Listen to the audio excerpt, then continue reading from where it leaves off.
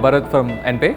So NPay is a platform where the service provider will be onboarded, where we solve the problems of bill payment collections across 70 plus applications for the collection point. So we came into RubriX program to build our own WhatsApp chatbots that can be given to the service providers. So where these service providers will utilize these chatbots to collection of the bill payment sectors.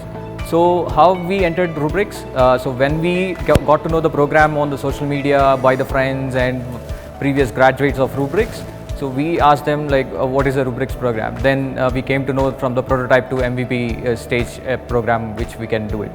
So we started implementing our NPay platform into RubriX, and we started with the various workshops like where they helped in UI, UX, legal, and also the structuring of our own business model, like from the various mentor hours that we had.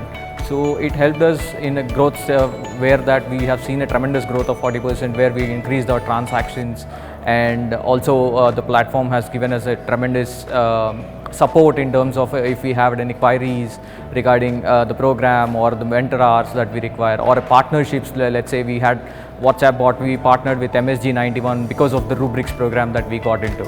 And today we are at a stage that we can give these service providers a chatbot that can ease the business of for their own chats.